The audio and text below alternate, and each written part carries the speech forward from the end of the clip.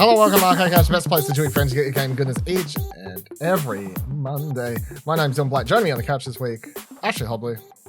Hey John, excited to be here for another episode that I'm sure is going to be just smashing.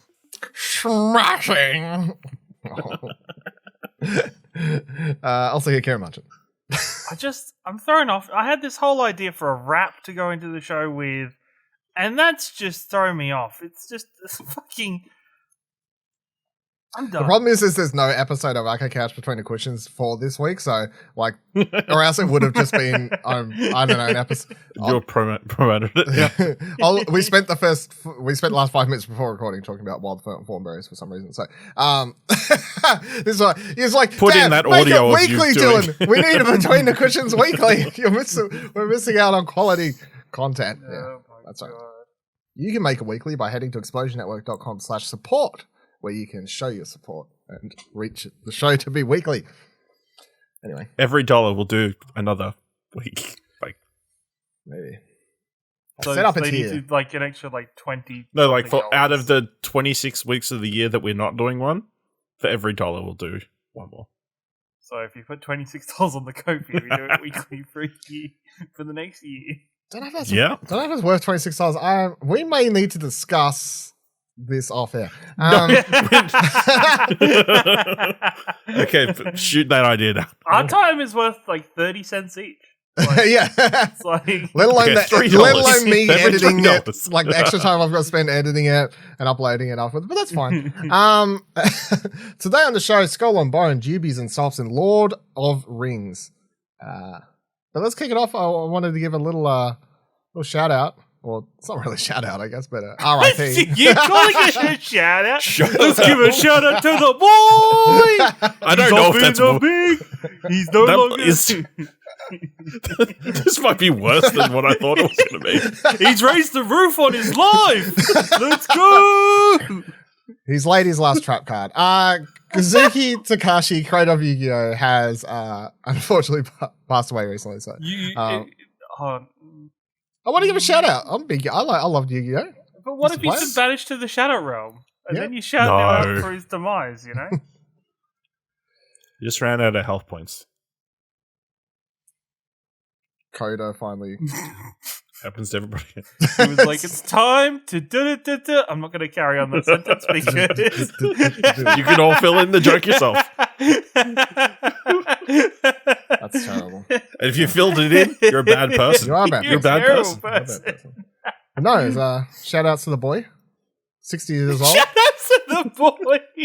What? I'm trying to be real here. Well, I don't know why we have to make it all sad just because he's We're not making it sad.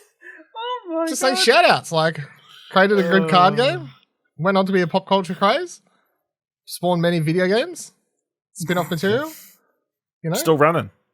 Yeah, it's still going. So Online trading game still running That's right. strong from what I believe. Duel Links. yeah, I brought Launched like a year or two. I brought whatever the popular one is on Switch. It was on sale like a couple weeks back. It was like 70% off or some Not ridiculous good. thing. Actually, give it brought up for the PS2 game that was like Yu-Gi-Oh! War of the Roses or Jewel of Yep. the Roses. Yep, played that. Was Had that. awesome. Was Yeah, had dope. Was really weird for why Yu-Gi-Oh! Characters were currently playing the Tudors and the whole War of the Roses was playing out from English history. But sure, let's do it. It was great. My mum threw out my entire collection when I was a teenager because she decided I was too old for card games. Look, obviously it didn't work well enough. No, yeah. So fuck there. Oh, my Yeah, complete should set, have left it. complete set of Exodia, my 3 Blue Eyes White Dragons, and the fusion Did card. you where they wait? combined. Did your mum take you on the Spirit of Tasmania and then throw them overboard? No, like I literally I Like, had them in my wardrobe. I went looking for them like when I was, I don't know, like at some stage I just randomly went looking for them because I had them in like a box or whatever. And I was like, what the fuck were they gone? And I remember asking her and she was like, oh, I threw those out. Thanks, Mom. Shout outs. She's also dead to me, so similar.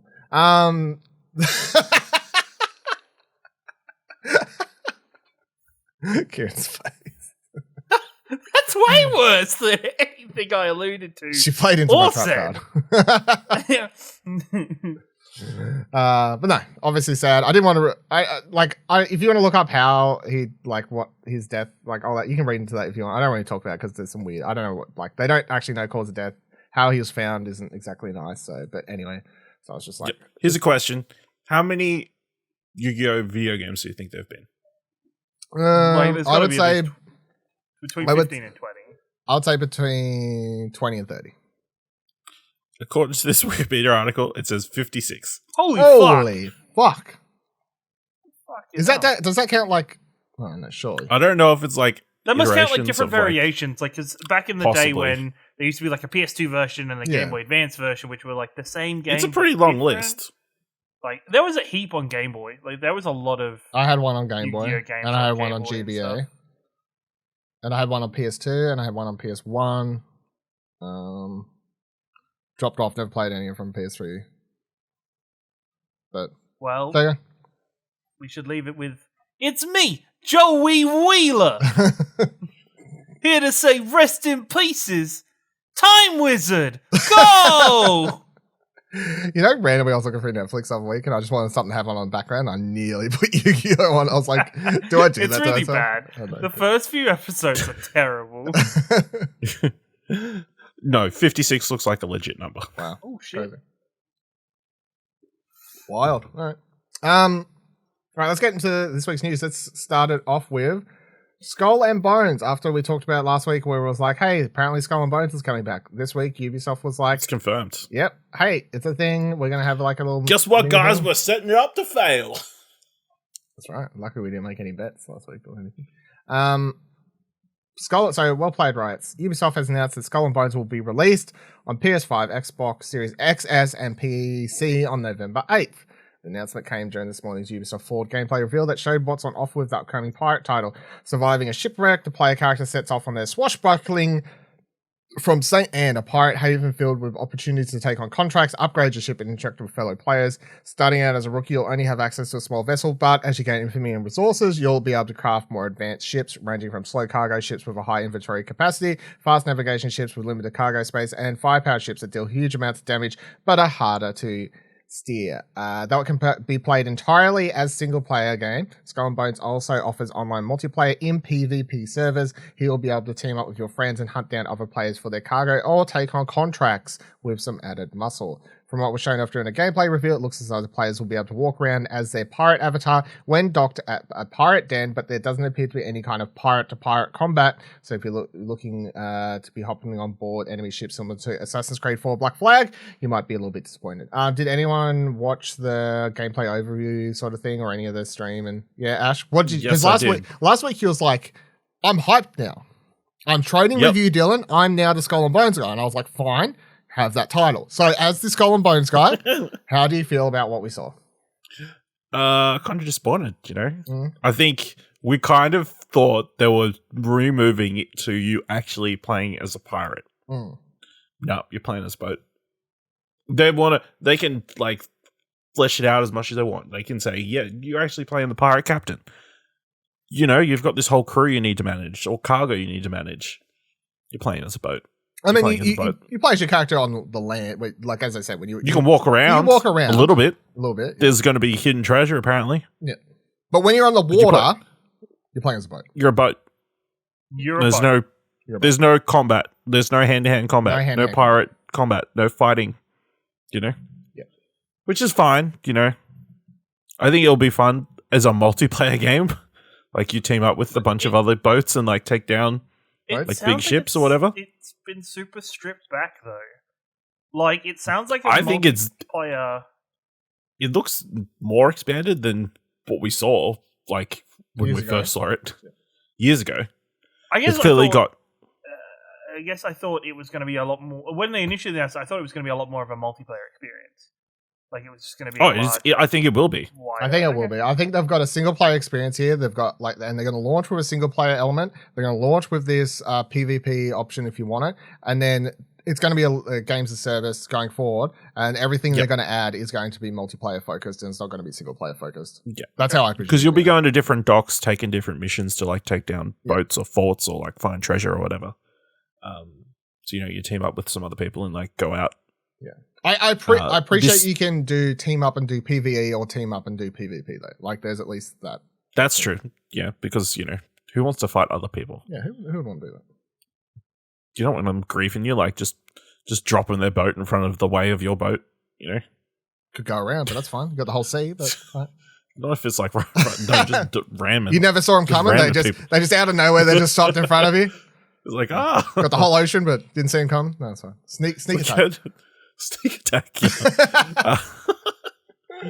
I mean, there's some interesting concepts, like the idea of like building up your infamy, so you can get, and then being able to buy all different types of ships and like build different ships and that kind of stuff. Yeah. That's cool. I feel like this would be super successful. I feel like this is going to release on one of the services, at least one of them, just to get the buzz and the player base initially. Yeah. I feel like, I agree. I feel like if this was on Game Pass or something. It has to be on the PlayStation one, right? Well, it doesn't have to be.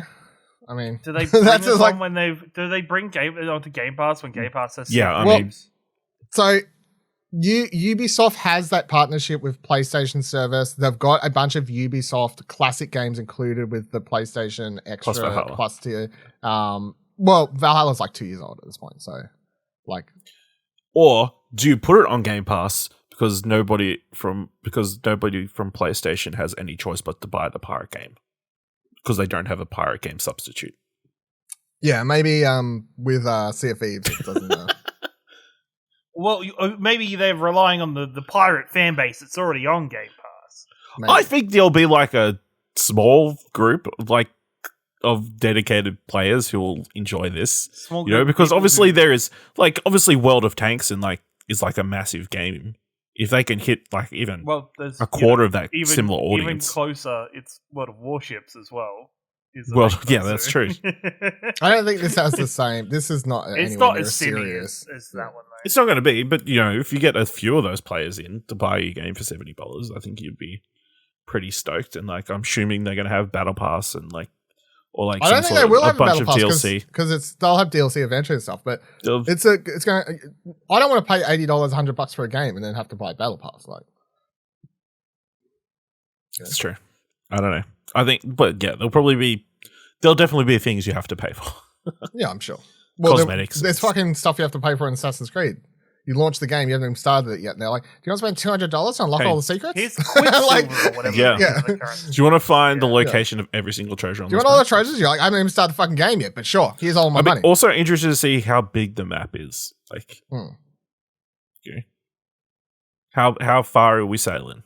Well, they said I think it's 20 players on a server at a time, so there has to be enough space to have 20 boats spread out a decent length. You can't. If it's around the Indian Ocean, are you going to have islands on both sides of the ocean? Don't know. What do you make of it, Karen?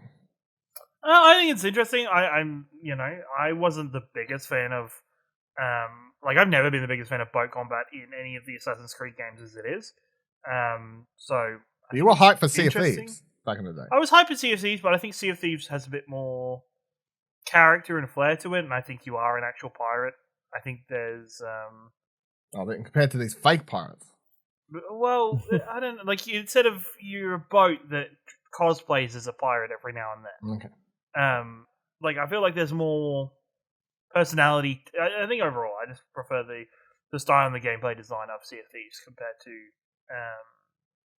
compared to Skull and Bones and how it's been reiterated from the original Assassin's Creed games.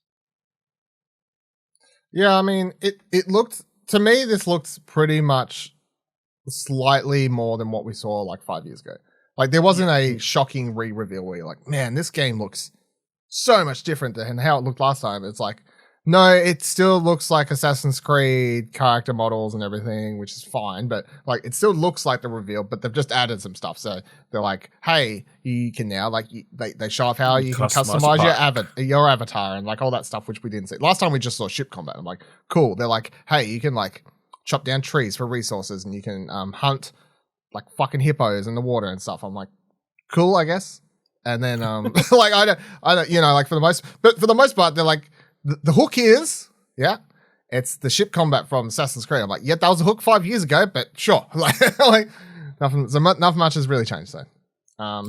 yeah, I feel like it's fine. It's just gonna like have a specific audience, and then I really feel like I would say it has to be on Game Pass or something. I don't feel like a lot of people would happily drop the money on this one. Like, well, the other thing is it's got a release date. Yeah, it's coming out November 8th. Yeah, what else is out then? Nothing, right?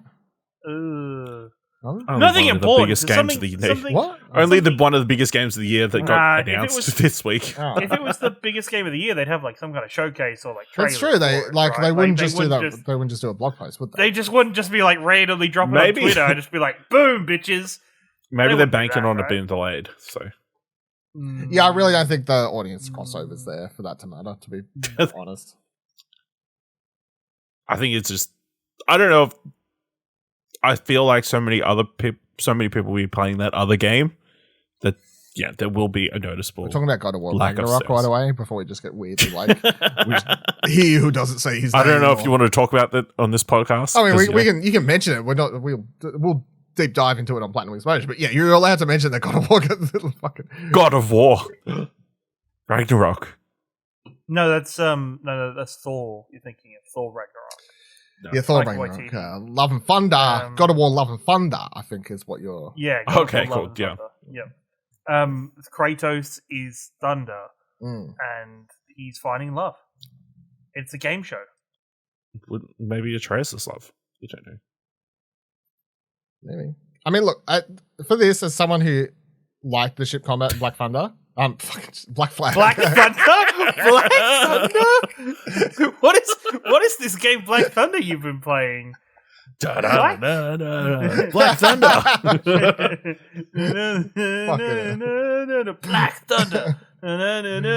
Oh my god. As someone who liked the combat in Black Flag, I'm still like mildly interested in this, but yeah, like I feel like as far as a re-reveal goes, it wasn't too shocking, like too impressive. Like it was fine. It was just like, yeah, this is just like, remember that game from a couple of years ago you was excited for? And like, yeah, here it is again. I mean, a couple of years ago. Here's that game. Here's the game we made like years ago, except we're taking out all the stuff that you actually like from the game and having that one mechanic. Whoa. I don't know. Let's be honest. Black Flag, that'll probably be a hot take of my disdain of my. What? You don't like it? On Black Flag. I really like Black Flag. I think it's great. I don't love the story of Black Flag. Flag's like one of the most popular ones. Yeah, I think Black Flag's great. It is the Black Flag. It is the most popular. I never connected with. You know what the most underrated one was? The London one. No. The most underrated one is the one that barely anybody played, which is Assassin's Creed Rogue. Okay, yeah, I've never played that. Which was... You know why I didn't play that? Because they released it only on PS3, and I literally... No, so they released it on PS3 the year that's right. the PS4 came out. The PS4 came out, yeah. I'm like... Because that was and then like several years later, they released it, like did a like, oh, it's on there now, like, and I'm like, yeah, but like, bro, I'm like 2 Assassin's Creed down, like, and you're releasing it like a month before the new one's out. I'm like, what the fuck, like, come on. Let's talk about something else. NMNE.com writes, Rockstar has announced that due to moving more resources into developing Grand Theft Auto 6, there will be no more major themed content updates coming to Red Dead Online. In a blog post shared on July the 7th, American Times, Rockstar said there's been, quote, steadily moving more development sources towards the next entry in the Grand Theft Auto series, end quote. However, Rockstar added that this means it's, quote, making some changes, end quote, to how Red Dead Online is updated going forward, saying, quote, alongside seasonal special events and experience improvements, plus other changes to enhance and maintain a healthy Red Dead Online environment, we plan to build upon existing modes and add new Telegram missions this year, rather than delivering major theme content updates like previous years, end quote. So the major thing from this is, of course, not that it's shocking, but that Rockstar sort of officially confirms GTA 6, even though they didn't say GTA 6, they just said the next GTA, presumably 6. But Kieran, how do you feel about the fact that compared to GT Online, which has lasted 16 console generations and continues to be a thing, they're like, nah, Red Dead, like we're not going to put much more effort into that online anymore, and we're just going to make GTA. I feel like that's what most people want anyway. Red Dead has probably the same problem as GTA, where not the same problem as GTA. It's the same problem because Red Dead Online has a lot of dead dead space of like riding and not doing anything, because you're on a horse and the map is huge, and to get from one side of the map, it can be a very long time to kind of traverse and travel and explore the game. I think not as many people, there's not as much stuff they can monetize and put in. I think the last content drop was good that they did with it, but when on GTA Online they can put in flying cars and flying bikes and the Batmobile and give you a bunker. Well, they're certainly not slowing down on both fronts. They said they're only slowing down on Red Online. They said GT Online will not face the same treatment, and everything is still chugging along. Because GTA Online prints money. Yeah, GTA Online is just a money factory. It's just you keep putting digital pixels into this game, and people are going to keep buying them and keep investing in that game and just play it never endingly. Like I think. That dates back to, in many ways, I remember GTA 4 having its first proper online mode, and the hours and hours and hours you'd spend just fucking around with friends. Not even doing anything, like not even doing a mission or doing actual gameplay or like properly stuff. It's just fucking around, flying things around, doing different, like you would initiate your own gameplay in that, like. I remember just like trying to fly around the city and stuff like that and not crash and doing it in a single run. And I think that innate love of GTA that lots of people have just flows on into GTA Online.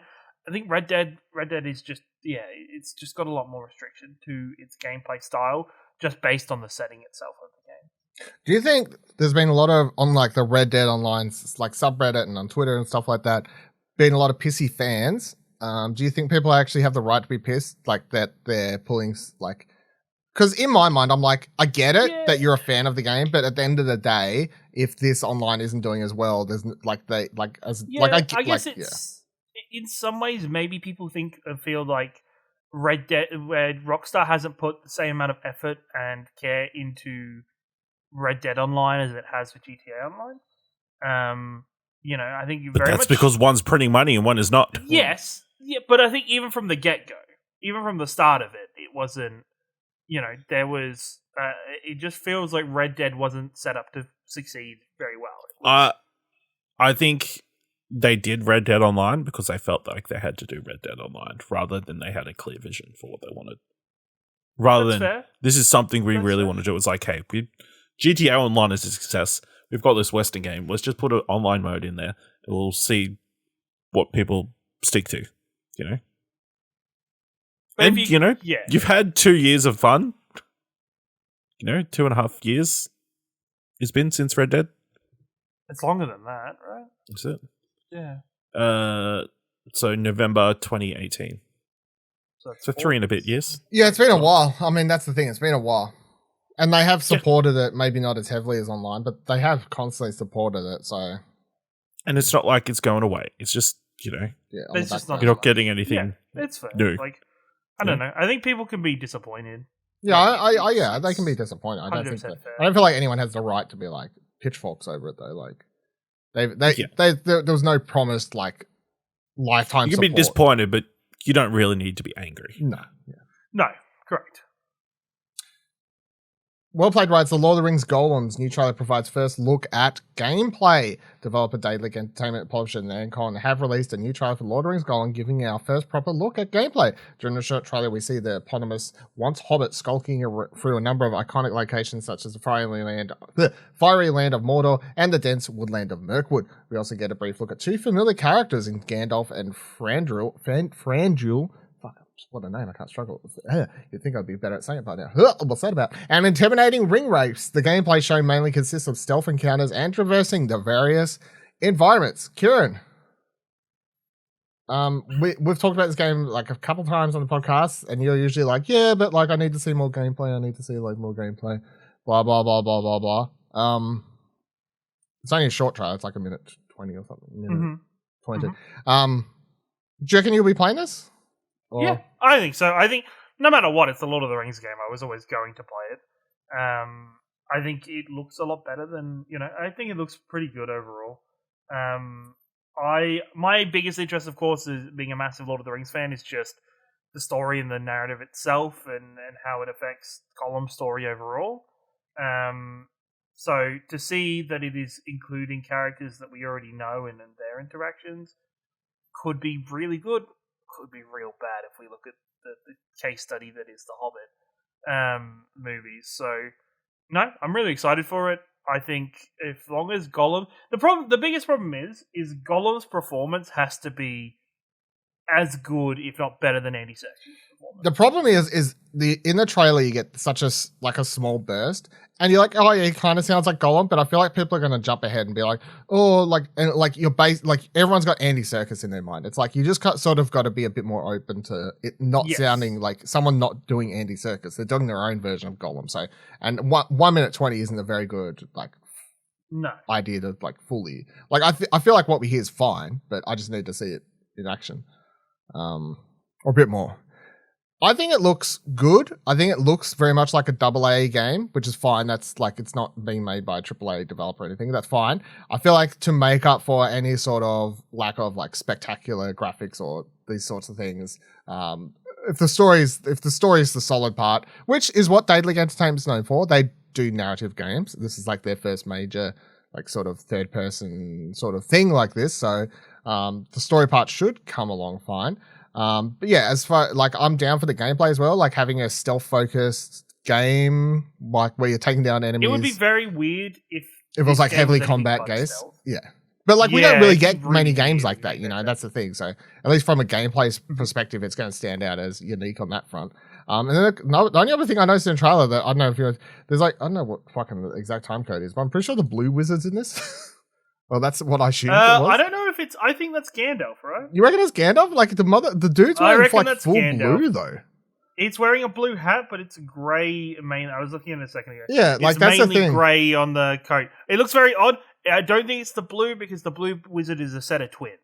Okay. And it would be very odd to show one twin without the other. Okay. Also, I'd be like, why are we showing these characters now? Yeah, I could be wrong then. That would be more worrying. I think it is just Gandalf. Yeah, because Adam WellPlayed writes Gandalf, and I when I watched the trailer, I was like, oh, the blue wizard because he's got a blue fucking hat on. It's very obvious it's Thranduil in the background. That's fine, but I was like, I don't know. So we'll have to wait and see. Because it doesn't look like I look at the character model now and I'm like, that ain't Gandalf.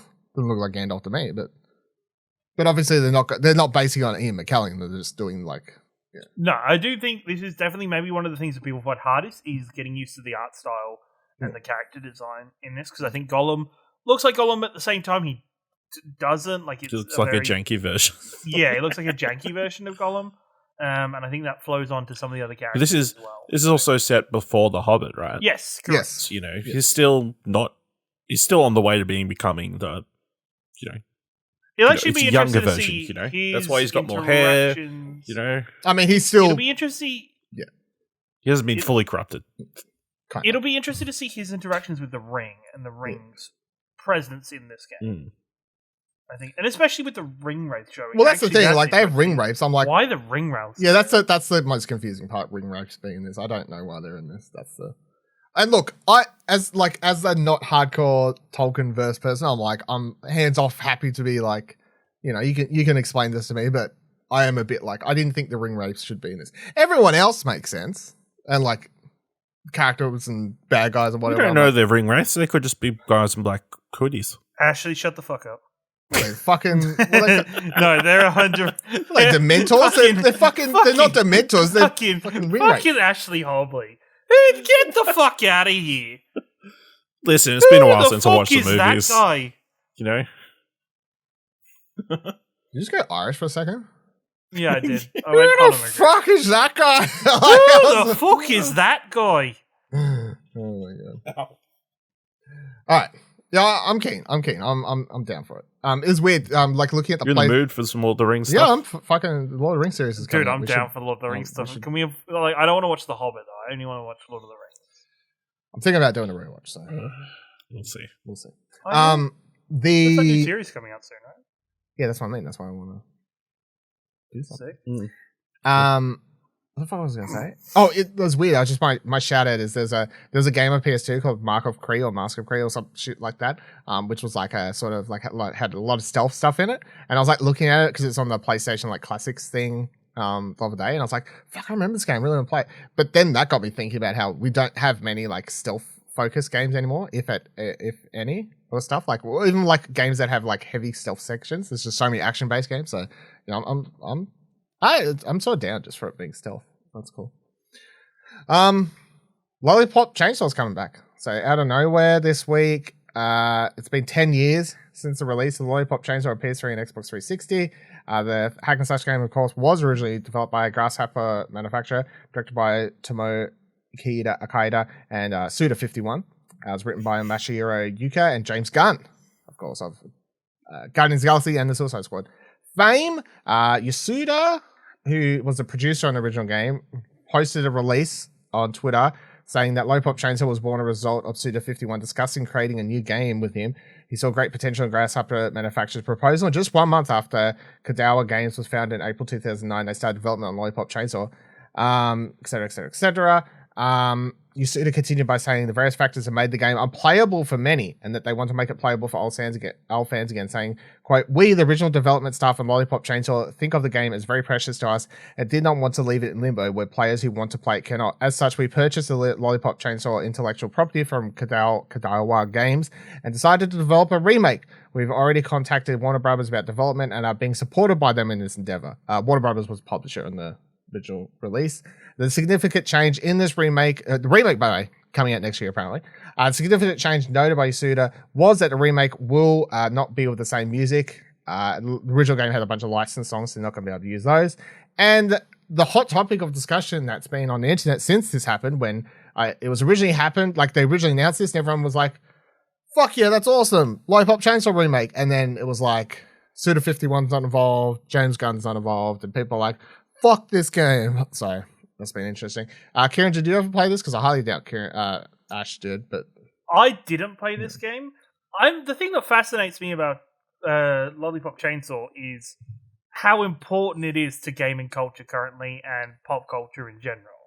In what way? Because if it wasn't for Lollipop Chainsaw, IGN wouldn't have run a competition for people to dress up as the main character, which wouldn't have been won by Jessica Negri, which she kind of popularized and became the face of cosplay. That's literally, literally the first time I ever heard of also Jessica was IGN Juliet Starling.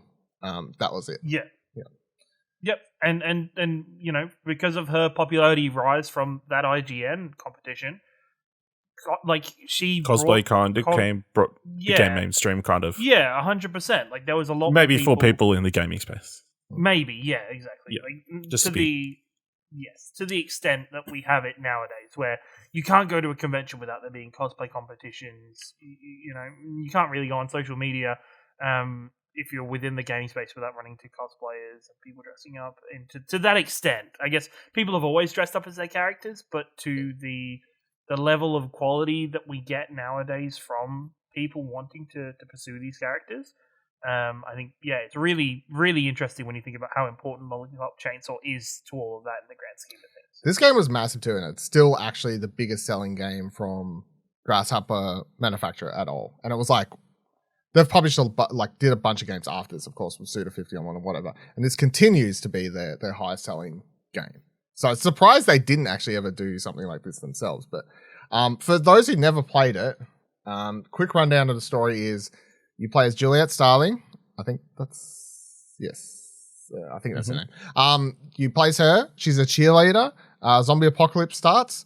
I can't remember exactly how, what, where, when, why, but her boyfriend gets his head chopped off, or she chops his head off, or something like that. Anyway, he gets infected. So she actually carries around her boyfriend's head, which she'll talk to throughout the game. And she just goes on a one-woman mission to save the world from the zombie apocalypse. It is a over-the-top, ridiculous narratives with a bunch of stupid jokes and stupid humor, which if you've played any Suda51 game, you should know exactly what you're in for. And the horror silliness element, if you've watched some of James Gunn's earlier horror stuff, then that was like his input and stuff on it. Like it's you can see both of them if you know Suda 51 stuff and you know James Gunn's like horror sort of stuff. You can definitely see both of their inputs within the game. I really liked it back in the day. Gameplay is totally like whatever. It is very much just a button mash hack and slash. The story and the characters were the thing that people gravitated towards from the game. It was a stylized thing. No one cared about the gameplay. The gameplay was like whatever, but yeah, I really liked the game. I played through it once, but I had to see it played a lot because my girlfriend at the time was actually obsessed with the game and she would play it. She was playing it a bunch, so like she played through it several times and I had to like just see it in the background a lot. So like I've seen this game played through a lot in my my years at some point. So yeah, I'm keen for a remake. It's definitely a cool like franchise and property and stuff like that. So I don't so much care for the non-involvement of Suda and James Gunn if it is just a remake. Like especially James Gunn was a writer. It's like, okay, that's fine. Like I don't really need him particularly involved. That's fine. It's already been written. Yeah. Like you have to rewrite it or anything. Suda was like sort of a co-director. He did most of his work was in the writing as well. So look, the game could come out, could be terrible, but as far as like if they're just remaking it and they're like changing some, like updating it, they're going to change, like the change in the music's going to be a key thing because a lot of the music was like these really cool like rock songs from like back at like 10 years ago, but that's fine. I'm open though. I think it's a cool weird property. So random property, but then we have Ubisoft Forward. I'll just quickly say that alongside the one we talked about earlier, Ubisoft gave you a huge heads up to plan your morning. They did announce a proper UbiForward showcase, which will be happening in September. The event will be held in Australian times. So Melbourne time, Australian Eastern Standard, 5 a.m, Sunday, the 11th of September. So I don't know whatever fucking time zones I've got here. That's 4:30 a.m. Adelaide. We're still 4:30 Darwin, Perth at 3 a.m, Auckland 7 a.m. Fucking lucky for you, New Zealand fucks. But Ubisoft 5 a.m.'s not that bad. No, it's alright for a Sunday, I guess. Like that's for a Sunday. I mean, for in comparison for a weekend, yeah. This is in comparison to Xbox's 3 o'clock in the morning. That's true. So Ubisoft didn't choose to participate in E3, or the non-E3 Summer Game Fest, any of that sort of stuff. It will be interesting to see what they show and do. Last year, when they were showing and they did like two, I think they did two last year, like one in July and then one later in the year around September from memory or something like that. They were both sort of surrounded in controversy because at the time, of course, this is when a lot of stuff was coming out about the fuckhead, shithead stains that are at Ubisoft, like the sexual allegations and stuff. A lot of those people have, of course, moved on. I'm not going to say like they're completely cleared, but obviously they've had a year to sort of, and a bunch of those people have left, a bunch of potentially still there. I don't know, but that was sort of like surrounding that. That's something to always keep in your mind. Like I'm not mentioning it every time I talk about a fucking Ubisoft game at this point, but like, we'll mention it now since we've talked about two Ubi things, but there was still a bunch going on there. There's still a bunch of weird questions I have about Yves Guillemot and his like sort of just potential cover up for his family members and stuff. But anyway, they're holding this event in September. They'll likely show off the future Assassin's Creed because that is something about a month or so ago. They said, hey, we're going to tell you about the future Assassin's Creed of September. And they just announced this event for September. Lines up perfectly. I don't know what else we would see. Beyond Good and Evil apparently is a still game that's been worked on according to the last investors meeting where someone did ask in an investors call, hey, is that game still happening? And Ubisoft said, yes, that is a game that's still being developed. So otherwise, I don't know. Like the hopes and dreams thing, of course, everyone's still going to want is the fucking green goggles come down. But otherwise, I don't know. Like the stage goes black. Yeah. It cuts to black. There's no stage anymore, but that's fine. Like the video goes black. You think it's over. 3 dots appear. 3 dots appear. The Splinter Cell VR game. Yeah. No. What everybody's been asking for. Just go again. Just reboot Splinter Cell. Just fucking do it, you cowards. I do like somewhat. They are doing it. I just want to say, like, yeah, they are. I do somewhat want to say that I appreciate them giving like several months head ups for these things because, like, compared to like most other, like, Nintendo's like, hey, direct 6 hours from now, like, you know, like, like at least they're like, hey, this thing's happening several months from now. What are you doing tomorrow? What are you playing tomorrow? Even, fuck those off. Even PlayStation's like state of play 2 days from now. You got 48 hours. Prepare yourself. Like, there's never like. You know what? PlayStation have evolved beyond that, as we've already talked about. And just said, fuck it, social media, Twitter, blog posts, do it. Let's go. Well, do you think we can presume, because it's coming out in September, we're very unlikely to get any announcements of games being released this year from it? Oh, fuck. Other than your really small indie titles. They will showcase. They will. The only game that I can picture 100% being in this, or no, I don't want to say 100 because I can't. But the only game I'd say is probably going to be in this that's coming out this year is Mario and Rabbids, because that is out in October. Skull and Bones. Skull and Bones, yes, that's true. So Skull and Bones and Mario plus Rabbids are the two games I would say will have some appearance in this. Otherwise, Roller Zone or Roller Champions. Maybe it did by then. Who knows? Most Probably should be. But yeah, 100%. I think this is going to be more of a showcase that is looking UbiForward to next year and beyond. That is the title of the. He's not memeing, Ash. I don't know if you missed, but they're actually. No, I know, but you didn't have to say it. I would say so. We'll see Assassin's Creed that's coming out next year. Yeah, isn't there a rumored expansion, a DLC thing that was meant to be a DLC that's they've switched to be its own standalone game? I don't know. They already extended. That's what I've heard. They already extended Assassin's Creed Valhalla's DLC to an extra year, and then they've got their Rift one.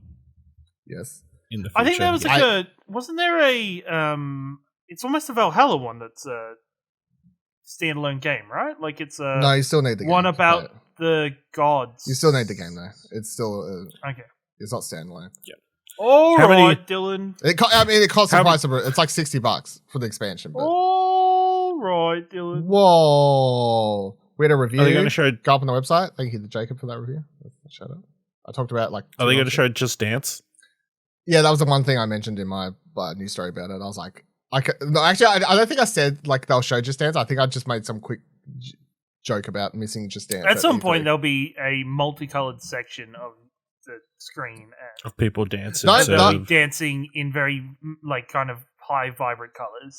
The only thing I would say that if I was to say, I'd say Assassin's Creed and Far Cry are the two major things. Of course, there's going to be a Far Cry. There'll be one of the mid Far Cries that they shit out in a year. Yeah, it's so we've just had the major one, so now it's time for the. No, didn't they have that one? No, we just had. Wasn't the one where you play as all the different villains? No, that was just DLC. That was just DLC. That doesn't count. So I'm talking like a was it New Dawn? Like a Dragon New Dawn or whatever, or a Blood Dragon. Is it New Dawn or no? It's the New Dawn we played as the two girls, and it was set after 5 or whatever. Yes, and then there's also the prehistoric one. Yes, Primal. Primal. That's it. So that level, that equivalent is what it's I just would say. They'll be like, we've got the engine for it. Yeah. We could shit out a new a new half-ass game quickly. That's what I'm going to say. We get. Yes, it's a bit harsh. It's what they do. How many mobile games are we getting? No less than 2 and no more than 5. Yeah, I'd say that. It's fair. Considering they literally announced one today that they'll probably show actually, or this week they announced that the Division one, so they'll probably show that in this. There we go. All right, E3 is coming back. Just a quick shout out. I know we talk about E3 coming back any old time, but this is a little bit different because it's actually Interesting development. Interesting development, yes. So Kotaku writes, like the video game with 3 endings or the final boss fight that never ends, E3 refuses to die. Now the video game events world is doubling down on it. ReedPop, organizers of PAX, New York Comic Con, and Star Wars Celebration, announced Thursday it would be takeover planning the annual Summer Gaming Showcase and relaunch it with a return to form in 2023. So here's my question. ReedPop does real events. I think this is an interesting development, but I was saying E3 should return to form, quote unquote, by not having it be a consumer showcase and going back to being a journalist, media event showcase. They're saying return to form. Do you think their return to form is actually what I mean? Or are they just, because no, I think by return to form, they mean existing. Because I think taking place, that's a return to form. If they bring this back, if they bring it back next year and it's just like PAX but not PAX, I'm like, what's the point? What's the idea? You might as well just do another PAX. What's the difference? What is the difference at that stage to your organization of E3 to PAX? I don't get it. Because they don't have a PAX in LA. That's why. You add PAX LA then. But you've got E3. I'm Why wouldn't you use that name recognition? until Just makes sense. until I can be disappointed about it. I'll hold out hope that return to form actually just does mean let's get back to grassroots on this. Let's make it a media event that you can get good previews out of, good like interviews, conversations, etc. Or at least let me put an asterisk on it. Make it say like the first 3 days is media only, and then you have a 2-day, because that's what they were doing at some point there, 2-day consumer event on the show floor, but the first couple of days is media only, where you can at least get access. Then you get a lot of good previews out of it, a lot of good interview, because that's what I want. I want old school. I mean, when you really, it didn't really matter if it was consumer or not, because a lot of the major previews were behind closed doors anyway. So it did, because the way that the companies interacted to the event itself changed, and I think that's the important part.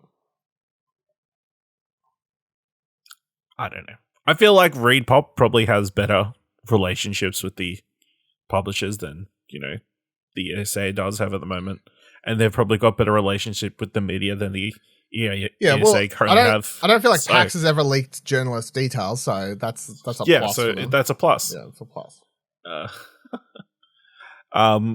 Yeah. I mean, it's cool. I guess we'll wait and see. I think it's definitely a brand recognition thing where E3 is a name that everybody knows, even if you're not in the gaming community. It'll be interesting because obviously Jeff Keighley's come out and said Summer Game Fest is going to be in person next year, same time, LA. Mm-hmm. They're going head to head. Yeah. How's this going to work out? Poorly for E3. Yeah. Because Jeff Keighley's tweet here, as we announced back in June, Summer Game Fest will return in June 2023 as a free digital and in-person event to celebrate the future of video games. So, head to head. I'm excited. This is like Batman v Superman. I hope... Don't... No, not 2 podcasts in 2 Dawn of days Justice. to bring up Dawn of Justice. Dawn of Justice. No! Dawn of Justice? This isn't the Dawn of Justice? Yeah. No, I don't... Just so everyone knows, in case you haven't listened to any of the spoiler casts me and Ash did on What Do You Want to Watch, Batman v Superman, Dawn of Justice, bad movie. Batman v Superman, Dawn of Justice, Ultimate Cut, good movie. Okay, so this will be PAX v... No, Summer Game Fest versus E3, Dawn of Justice, Ultimate Cut. If it's Ultimate Cut, I'm down. Ultimate Cut changes everything. Go check it out, our spoiler cast on the What Do You Want to Watch. Do they still Old mate say who the sets off the mother's bomb name? completely changes his character. Is the Ultimate Cut still resolved with the same conversation that could have just stopped the fight in the first place? Yes, but it's so much better for everything. No, that's still no. You should watch it. It's good. No. I gave Dawn of Justice like a 5.5, I think, or like I think that was my 5.5. I gave Ultimate Cut an 8. An 8. I like That's video games. major improvement. Major improvement, Karen. Major capital M improvement. I think I'm done. Do you know Matt Cardona's in Australia at the moment? He turned off his recording. I've stopped recording. Did you see Matt Cardona's in Australia at the moment? Yeah, I did see that. He took a photo of outside of Hungry Jack's. Did he bring Chelsea Green? He did. Oh, okay. They're in Adelaide. Oh, feel sorry for them. Feels bad, man. Let's wrap up this show. Because I forgot I was recording there for a sec. Let's know any comments, questions, or concerns you have about this E3. What are your thoughts on non-E3? Batman v Superman? What are your thoughts on Batman v Superman? Do you think the Ultimate Cut's a lot better than the theatrical cut? Because I do. I certainly do. Are you Team Dylan or are you hashtag Team Kieran? It's like hashtag Team Jacob or Edward, at which point you should be Team Edward because Jacob was a fucking cuck. You can do all that by tweeting to us at explosionnetwork.com/Twitter, explosionnetwork.com/Discord. You can talk to us on Discord as well. Tell Kieran he should watch Batman v Superman, Dawn of Justice. You can just post a bunch of Batman v Superman gifs. Post the gifs, Let's do it. You'll love that. If you thought this episode was worth 50 cents, head on over to explosionnetwork.com/support and donate $1 because it doesn't let you do less than that. And that would be great. Thank you so much. Until next week, keep Do you bleed? You will.